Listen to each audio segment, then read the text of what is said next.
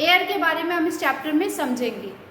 Okay, तो आपको पता ही है कि हमारे अर्थ के हम लोग अभी जहाँ रह रहे हैं तो अभी हम लोग जिंदा हैं। क्यों? Because of air. And you already know that our earth is surrounded by a huge blanket of air, that is atmosphere. So what is as atmosphere? Here atmosphere is huge blanket of air. इस line को आप mark करो, mark this line. तो हमारी जो अर्थ है वो हमें चारों तरफ से, उसके चारों तरफ एक एयर की लेयर है जिसको हम कहते हैं एटमॉस्फेयर। अब आगे क्या है कि एटमॉस्फेयर की इंपॉर्टेंस क्या है, तो आप मार्क करेंगे this line, it provide us the air we breathe us. ठीक है, ये हमें एयर देता है जो हमें, जिससे हम ब्रीदिंग करते हैं। And second thing, it protect us from the harmful effect, और जो सन की रेज आती है उसके हार्मफुल इफेक्ट से ये हमें बचाता है। क्लियर? कैसे बचाता है? क्योंकि आप देखे हो ना, ओजोन लेयर है। अर्थ के एटमॉस्फेयर में कई सारे लेयर्स होते हैं, हमने क्लास 6 में पढ़ा था। For the example, troposphere, stratosphere, mesosphere, thermos और एक्सोस्फियर। तो जो स्ट्रेटोस्फियर है, एटमॉस्फेयर का लेयर, उसमें ओजोन लेयर है। वही ओजोन लेयर हमें सन की हार्मफुल इफेक्ट से बचाता है। तो ये तो एटमॉस्फेयर की दूसरी इंपॉर्टेंस हो गई। अगेन और भी कोई इंपॉर्टेंस है? हाँ, because of this atmosphere the temperature on the earth is balanced. Earth का जो टेम्परेचर है एटमॉस्फेयर से बैलेंस्ड है। तो ये तो हो गया इस फर्स्ट लाइन में एटमॉस्फेयर की। Stop talking class.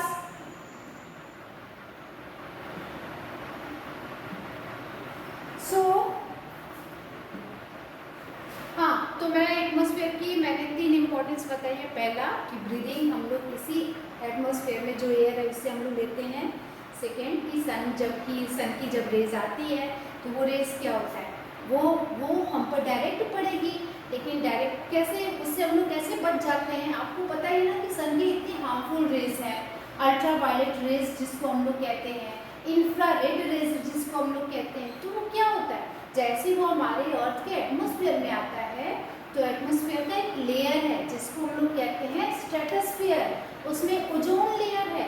तो वही ओजोन लेयर सन की रेज को अपने में ऑब्जॉर्ब कर लेता है, और इसलिए वो रेज हमारे पास आ ही नहीं पाती है नीचे के लेयर्स में, तो हम प्रोटेक्ट हो जाते हैं। तो इस तरह से एटमॉस्फेयर हमें प्रोटेक्ट कर लेता है हार्मफुल इफेक्ट से। अगर मान लो वो रेज आ जाती अर्थ के अंदर, अर्थ में आ जाती है और सरफेस पे, तो क्या होगा? स्किन कैंसर हो जाएगा, आईज प्रॉब्लम हो जाएगी, सीधे इम्पैक्ट हमारे रेटिना पे पड़ेगा। तो सोचो इम्पोर्टेंस कितनी है एटमॉस्फेयर की। ठीक है, और एक और इम्पोर्टेंस मैंने बताई। एक और इम्पोर्टेंस ये है कि जो अर्थ का टेम्परेचर है वो बैलेंस बना के रखता है एयर। अगर मान लो कि सनराइज डायरेक्ट आ जाती तो कितनी गर्मी हो जाती और सरफेस पे, लेकिन अभी क्या है, नो गर्मी, हम आराम से रह सकते हैं। तो इसलिए टेम्परेचर जो है वो बैलेंस रहता है। ठीक है, और आपको एक चीज़ और बता दूँ कि जो एटमॉस्फेयर है उसमें बहुत सारे डस्ट पार्टिकल्स भी होते हैं। एटमॉस्फेयर में गैसेस होती हैं और डस्ट पार्टिकल्स होते हैं और वाटर वेपर होता है, ये 3 चीज़ें होती हैं। तो जो डस्ट पार्टिकल्स हैं वो भी क्या करती हैं, टेम्परेचर को अपने अंदर ऑब्जॉर्व कर लेती हैं। ठीक है, तो एटमॉस्फेयर की कितनी इंपॉर्टेंस है। अब हम बात करेंगे कंपोजिशन ऑफ द एटमॉस्फेयर। तो जो मैंने ये 3 पॉइंट बताए थे, it must be very clear to you what is the importance of atmosphere. Second thing, composition of the atmosphere. अब एटमॉस्फेयर कैसे बना है, तो देखो ये जो पिक्चर दिया हुआ है, इस पिक्चर में सबसे ज़्यादा एटमॉस्फेयर में जो गैस है दैट इज नाइट्रोजन, 78% नाइट्रोजन। आगे ऑक्सीजन नंबर 2 पे है 21%, और बाकी और भी गैसेस हैं, ये तो 99 ऐसे ही हो गया। अब 1% बचा, उस 1% में आर्गन तीसरे नंबर पे और चौथे नंबर पे कार्बन डाइऑक्साइड। तो कार्बन डाइऑक्साइड की अमाउंट कितनी है? 0.03%। क्लियर? तो ये है atmosphere nitrogen, oxygen and other gases से बना हुआ है। अब आपको एकदम क्लियर होना चाहिए कि सबसे ज़्यादा अबंडेंस में जो गैस पाई जाती है एटमॉस्फेयर में, that is nitrogen. And what was the percentage? 78%। अब नाइट्रोजन इतना है तो नाइट्रोजन इतनी इम्पोर्टेंट क्यों? इतना कैसे हो गया? क्या हम लोग तो ज़्यादातर ऑक्सीजन और कार्बन डाइऑक्साइड यूज़ करते हैं, नाइट्रोजन का रोल कहाँ पे है? आप लोग में से कुछ बच्चे ऐसे होंगे जो इसको इनका आंसर पता हो, आई नो। अब देखो यहाँ पे क्या हो रहा है, जो नाइट्रोजन है, ये नाइट्रोजन सबसे ज़्यादा इम्पोर्टेंट, पहली बात कि ह्यूमन बीइंग के लिए नाइट्रोजन की इम्पोर्टेंस क्या है कि जो नाइट्रोजन है यहाँ पे एमिनो एसिड्स, हमारी बॉडी में एमिनो एसिड्स होते हैं, जो हम प्रोटीन खाते हैं ना, दाल वगैरह खाते हैं, तो उससे क्या होता है, बॉडी में एमिनो एसिड्स बनते हैं, वो प्रोटीन, उससे हमारे अभी बीच में नहीं बोलेंगे बेटा, ठीक है, फर्स्ट लेट में एक्सप्लेन देन यू विल। तो वो एमिनो एसिड्स बनते हैं, तो हमारी जितनी भी बॉडी के सेल्स हैं, टिश्यूज हैं, उसको ग्रोथ करने का काम, उसको रिपेयर करने का काम नाइट्रोजन से ही होता है। तो एक तो ये इंपॉर्टेंस हो गई। प्लांट्स के लिए इंपॉर्टेंस ये है कि उसके ग्रोथ के लिए नाइट्रोजन बहुत ज़्यादा इंपॉर्टेंट है, प्लांट्स के ग्रोथ के लिए नाइट्रोजन इंपॉर्टेंट है। क्लियर? अब क्या हुआ, नाइट्रोजन में एक चीज़ समझ लो कि अब नाइट्रोजन जिस तरह से एटमॉस्फेयर में इतना ज़्यादा है, तो इससे डायरेक्ट तो क्या होता है ना कि नाइट्रोजन आप डायरेक्ट एटमॉस्फेयर से नहीं ले सकते, तो हमें कैसे मिलता है? तो हम जब सांस लेते हैं ना, तो ऑक्सीजन के साथ साथ कुछ अमाउंट ऑफ नाइट्रोजन भी बॉडी में चला जाता है। प्लांट्स को कैसे मिलता है? तो कुछ प्लांट्स ऐसे होते हैं जिनकी जहाँ देखो सॉइल में ना बैक्टीरियाज पाई जाती हैं, वो ऑलरेडी नो। तो जो बैक्टीरिया होता है वो सॉइल में भी पाया जाता है और प्लांट्स के रूट में भी पाया जाता है। तो वो क्या करता है, वो बैक्टीरिया सारा जो है नाइट्रोजन ले लेता है, क्रिएट करता है और फिर उससे प्लांट्स को मिल जाता है। तो ये हो गया नाइट्रोजन की importance. Come to the second point, oxygen. देखो nitrogen and oxygen are two gases which make the bulk of atmosphere, ठीक है, nitrogen and oxygen. The other two gases, other gases are helium, ozone, ozone is also gas, type of gas, that is O3, oxygen O2, ozone is O3, argon, hydrogen, these all kinds of gases are found in atmosphere, but these gases are found in less amount. Come to the next point, you already know, teeny dust particles are also found in atmosphere. There is a pie chart. This is your pie chart, and in this chart you will know the percentage of different constituents of air. If we talk about nitrogen, you already know, I have already discussed. What is this? Nitrogen is कि यहाँ पे सबसे ज़्यादा plentiful है, सबसे ज़्यादा sufficient है, तो हम क्या करते हैं, इनहेलिंग में यूज़ करते हैं, प्लांट्स के सर्वाइवल में यूज़ करते हैं। Come to the next, nitrogen bacteria से, जो मैंने आपको बताया कि जो बैक्टीरिया है वही क्या करती है, नाइट्रोजन को टेक करती है और प्लांट्स को देती है। ऑक्सीजन की इम्पोर्टेंस क्या है कि जो ऑक्सीजन, पहली बात कि हमारी लाइफ के लिए ऑक्सीजन सबसे इम्पोर्टेंट है। उसके बाद ग्रीन प्लांट्स को जो अपना फोटोसिंथेसिस प्रोसेस होता है, जिससे वो अपना खाना बनाती हैं किचन में जाके, जो कि उनका फोटोसिंथेसिस प्रोसेस है लीव्स पे, तो वो उनको कहाँ से मिलता है, ऑक्सीजन से। लेकिन ये बैलेंस कभी कभी हो जाता है गड़बड़। क्यों? क्योंकि हम क्या करते हैं, इफ़ वी कट ट्रीज, अगर हम बहुत ज़्यादा ट्रीज को कट करने लगते हैं तो ये बैलेंस डिस्टर्ब हो जाता है।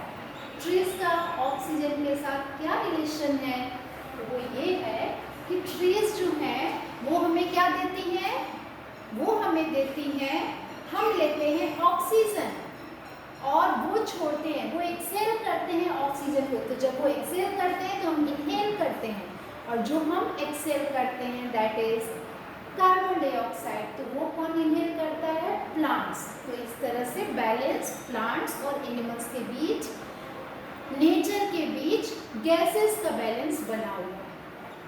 Come to the next point, what about carbon dioxide? its percentage is 0.03. And you already know green plants use carbon dioxide to make their food. Food बनाना है पौधों को, CO2 चाहिए। और इसका क्या यूज़ है? अच्छा, CO2 जो है हमें भी चाहिए, प्लांट्स को भी चाहिए। परफेक्ट बैलेंस तभी बना हुआ है, लेकिन इम्बैलेंस कब हो जाता है? जब हम बर्निंग ऑफ फ्यूल्स, जब हम फ्यूल्स जलाने लगते हैं। फ्यूल्स मीन्स जो फायरवुड है, जो हम आप you have seen in your village ना कि whatever we cook in the evening और मॉर्निंग वी यूज चूल्हा, मिट्टी का चूल्हा, और उसमें हम लोग लकड़ी डाल के और गोबर के उपले डाल के हम खाना बनाते हैं, दैट इज फ्यूल। उसके बाद हम यूज़ करते हैं क्या? कोल, पेट्रोलियम, जो अपने बाइक और अपनी कार में यूज़ करते हैं, और फिर नेचुरल गैस, जैसे कि जो हम, तो ये सब जो चीज़ें हम यूज़ कर रहे हैं ना, ये सब क्या हो रहा है? इससे बैलेंस गड़बड़ हो रहा है। क्यों गड़बड़ हो रहा है? कोल और ऑयल यूज़ करके, क्योंकि इससे निकलता है बहुत ज़्यादा कार्बन डाइऑक्साइड। कार्बन डाइऑक्साइड की ज़रूरत इतनी नहीं है। क्यों? क्योंकि कार्बन डाइऑक्साइड से क्या होता है, हमारे अर्थ का जो टेम्परेचर है वो बहुत ज़्यादा गर्म हो जाता है, वार्म हो जाता है। और इसीलिए तो ग्लोबल वार्मिंग का कॉन्सेप्ट है कि कार्बन डाइऑक्साइड हम लोग बहुत ज़्यादा जलाते हैं, बर्निंग ऑफ फ्यूल्स में जला रहे हैं, और फिर कार्बन डाइऑक्साइड को क्या हो रहा है, ये उससे क्या हो रहा है, हमारा इन्वायरमेंट, हमारा वेदर, हमारा क्लाइमेट बहुत ज़्यादा इम्पैक्ट हो रहा है, बैडली इम्पैक्ट हो रहा है, बैडली इम्पैक्टेड हो रहा है, क्योंकि they add billions of tons of carbon. इतने सारे CO2 एटमॉस्फेयर में रिलीज होते हैं एवरी ईयर। और फिर हम देख रहे हैं आगे टॉप साइंटिस्ट। अच्छा, ये कुछ न्यूज़पेपर क्लिपिंग्स हैं ग्लोबल वार्मिंग के बारे में। Top scientist of a way out of global warming. Scientist का ग्लोबल वार्मिंग को लेकर हमेशा से ये कंसर्न रहा है। क्यों? क्योंकि डेवलपमेंट के लिए बहुत सारे हाईवेज बनाने हैं, रोड्स बनाने हैं, तो उसके लिए हम फॉरेस्ट को कट कर देते हैं। फॉरेस्ट को कट करने से क्या हो रहा है कि CO2 बहुत ज़्यादा निकल रहा है, क्योंकि प्लांट से ही तो CO2 बैलेंस होता है ना। प्लांट्स जो हैं वो CO2 लेते हैं, हमें ऑक्सीजन दे रहे हैं, तो CO2 क्या हो रहा है, खत्म होता जा रहा है। तो इसलिए ऑक्सीजन को ले ही नहीं पा रहे हैं, तो क्या इसका सोल्यूशन क्या होगा? प्लांट्स लगाएं। इधर देखो, ग्लोबल वार्मिंग से सनस्क्रीन, जो अभी हम धूप में निकलते हैं तो कितनी तेज धूप लगती है ना, तो टेम्परेचर बढ़ने से क्या होता है, ये देखो, global warming can bring back Jurassic era. Jurassic era जब डायनासोर्स वगैरह थे, तो ऐसा कहा जाता है कि सारे डायनासोर्स जो एंशिएंट टाइम में थे वो सब एक्सटिंक्ट हो जा रहे हैं, ख़त्म हो जा रहे हैं। क्यों? क्योंकि इस ग्लोबल वार्मिंग में अर्थ पे एक समय टेम्परेचर बहुत ज़्यादा बढ़ा हुआ था। तो ऐसा लोग बताते हैं। ये है स्ट्रक्चर ऑफ एटमॉस्फेयर। अब हम जरा अपने एटमॉस्फेयर को देख लें। ये देखिए, ये एटमॉस्फेयर की पिक्चर है, ठीक है। इस पिक्चर में क्या है, पहले हम इसे ध्यान से समझते हैं। Class, is this clear to you everyone? Yes ma'am. Okay, yes ma'am. Okay बेटा, चलो, तो ये हमारा एटमॉस्फेयर है। अब देखो इस एटमॉस्फेयर में होता क्या है। एटमॉस्फेयर में सबसे पहला जो लेयर है, जैसे कि ये जो लेयर है, ठीक है, जिसको हम लोग ट्रोपोस्फियर बोलते हैं। अब क्या होता है कि ये जो ट्रोपोस्फियर सबसे नीचे देखो, जहाँ पे माउंट एवरेस्ट बना हुआ है, ट्रोपोस्फियर में क्या होता है कि इसकी जो हाइट होती है, यहाँ पे हम लोग हैं और सरफेस पे नीचे हम लोग हैं, और इसके ऊपर 10 किलोमीटर तक जब हम जाते हैं तो हमें ट्रोपोस्फियर तक का लेयर ये पूरा मिलता है। इस लेयर में क्या होता है, 10 या 13 किलोमीटर तक इसकी हाइट होती है। यहाँ पे जितनी भी वेदर एक्टिविटीज़ होती हैं इस लेयर में, ये पूरा ओवरऑल एटमॉस्फेयर है। सबसे पहला लेयर हमारा ट्रोपोस्फियर है। ट्रोपोस्फियर में सारी वेदर एक्टिविटीज़ होती हैं, आप अंडरलाइन करोगे। Weather phenomena like rainfall, like storm, तूफान आना, तो क्लाउड बनना, और इस तरह के सारे जो वेदर फेनोमेना हैं वो सब होते हैं ट्रोपोस्फियर में। कम टू द सेकेंड, ये स्नोफॉल वगैरह सब ट्रोपोस्फियर में होता है। ठीक है, अब आते हैं यहाँ पे स्ट्रेटोस्फीयर में। ये सारी वेदर एक्टिविटीज इसमें नहीं होती हैं। इस एरिया में क्या होता है कि ये 50 किलोमीटर तक एक्सटेंड है, यानी कि 10 किलोमीटर तक ये खत्म हुआ and till 50 kilometre the stratosphere, जो स्ट्रेटोस्फीयर है वो वहाँ पे जाके खत्म हो जा रहा है। Then after that this layer is free of clouds and weather phenomena. यहाँ पे कोई क्लाउड फॉर्मेशन नहीं होता है, no weather phenomena. Then it is free for, तो यहाँ पे जब ये सारी चीज़ें नहीं हो रही हैं तो यहाँ पे क्या होती है, एरोप्लेन फ्लाइट करने के लिए, उड़ाने के लिए एक आइडियल जगह होती है स्ट्रेटोस्फीयर का पूरा एरिया। तो आप जो देखते हो जो एरोप्लेन उड़ती है तो वो क्या है, आप समझ लेना कि वो कितने हाइट पर उड़ रही है, 10 किलोमीटर से ऊपर की हाइट पर उड़ रही है, स्ट्रेटोस्फीयर में उड़ती हैं वो। ठीक है, तो क्यों उड़ रही है वहाँ पे, क्योंकि वहाँ का जो क्लाइमेटिक कंडीशन है, नो क्लाइमेट नो वेदर, वहाँ पे कुछ भी ऐसा है ही नहीं जिससे उनको प्रॉब्लम आए, क्लाउड्स वगैरह कोई फॉर्म नहीं होता है। ठीक है, अब क्या है कि आगे क्या है कि इसी लेयर में एक है ओजोन। ओजोन जो हमने बताया था कि सन की जो हार्मफुल रेज है उससे हमें प्रोटेक्ट करती है, तो वो लेयर इसी में स्ट्रेटोस्फीयर में।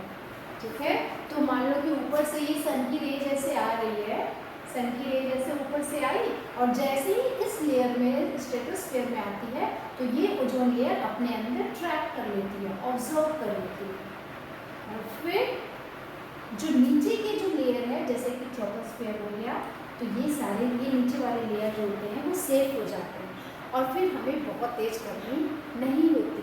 नहीं तो डायरेक्ट सनरेज आने से क्या होता है कि अब यहाँ पे ओजोन क्या करती है, सनरेज को अपने में ऑब्जर्व करती है और कुछ फिल्टर करके तब हमारे पास नीचे भेजती है। तो जो ये लाइट हम लोगों को मिलता है वो फिल्टर्ड लाइट होती है, इससे हमारी बॉडी पे कोई बुरा इम्पैक्ट नहीं पड़ेगा। आगे क्या है कि ये तो हो गया स्ट्रेटोस्फीयर की बात कि इसमें ओजोन लेयर है और इसमें एरोप्लेन है।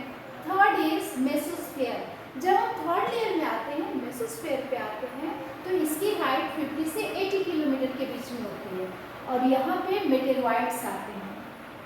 मेटेरॉइड्स क्या होता है, मेटेरॉइड्स देखो क्या होता है, क्लियरली समझ लो।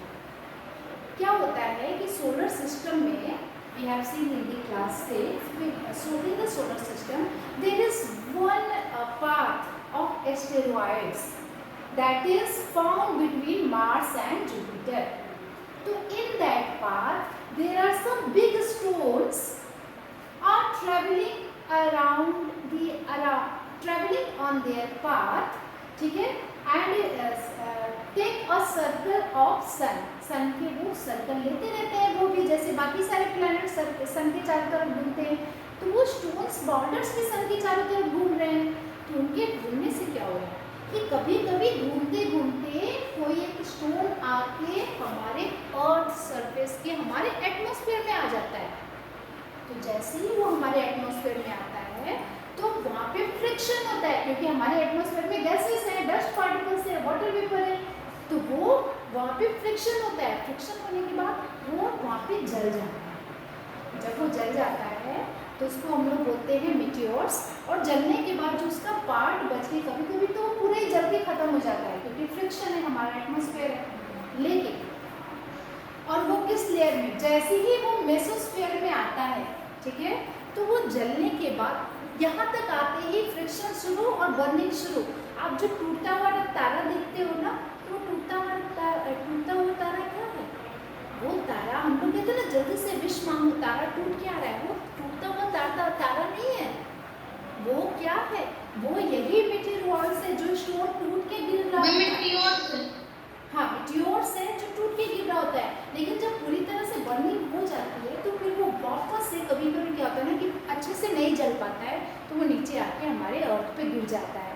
अभी आपको एक न्यूज़ बताती हूँ। जून में राजस्थान में एक डिस्ट्रिक्ट है जहाँ पर एक बड़ा सा मेटेरियल्स आके गिर गया था, यानी कि वो बड़ा सा स्टोन। और जब उसको जो और साइंटिस्ट है उन्होंने जब पता किया तो उनको ये क्लियर हुआ कि वो जो गिरा हुआ है उसमें आयरन्स बहुत ज़्यादा पाए गए थे, यानी वो जो स्टोन बॉर्डर्स है वो वाले नहीं जो हमारे अर्थ सरफेस पे मिलते हैं, उसमें बहुत सारे मेटल्स भी पाए जाते हैं। क्लियर? तो मेटेरोइड्स का कॉन्सेप्ट ये है। और फिर जिस जगह पे गिरते हैं वो कभी कभी 3 केजीज के होते हैं, और वो हमारे अर्थ सरफेस पे गिरते हैं तो एकदम धड़ाम से गिरते हैं, और लगभग 2-3 किलोमीटर में वो बहुत तेज आवाज़ आती है, और उनमें 1 किलोमीटर के अंदर में पूरा गड्ढा बन जाता है। तो ये है मेटेरोइड्स का कॉन्सेप्ट, और ये मेसोस्फीयर में आके ही बर्निंग करना शुरू कर देते हैं। अब आगे क्या होता है, एक और लेयर है, दैट इज थर्मोस्फीयर। थर्मोस्फीयर में क्या होता है, यहाँ पे जैसे ही आप इस लेयर में आओगे, जिस हाइट पे, जैसे कि 80 to 100 किलोमीटर है थर्मोस्फीयर, तो इस बढ़ते हुए हाइट के साथ आप जैसे जैसे आप ऊंचाई तक जाओगे, यहाँ पे टेम्परेचर थर्मोस्फीयर में बहुत तेजी से बढ़ने लगता है। तो इससे क्या होता है कि इस लेयर में जो है रेडियो ट्रांसमिशन होता है।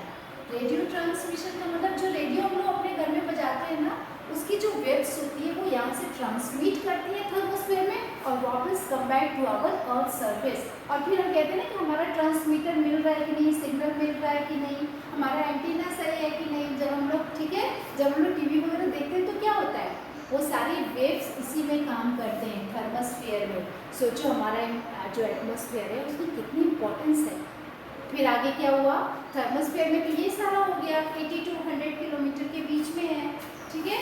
और उसके बाद एक जो आखिरी है, सबसे लास्ट एक्सोस्फीयर। तो इस एक्सोस्फीयर में ये वाला जो सबसे ऊपर है, ये एक्सोस्फीयर 100 किलोमीटर के बाद वाला जो है, इस एक्सोस्फीयर में क्या होता है, यहाँ पे कुछ भी नहीं होता है, कोई एक्टिविटीज नहीं होती है, यहाँ पर बस लाइट गैसेस पाई जाती हैं। Light gases for example hydrogen, helium, ये सारी गैसेस एक्सोस्फीयर में पाई जाती हैं। तो क्लास आई थिंक कि आपको ये लेयर्स ऑफ एटमॉस्फेयर बहुत अच्छे से क्लियर हो गया होगा, ठीक है। So we will discuss next weather and climate in our next class, okay.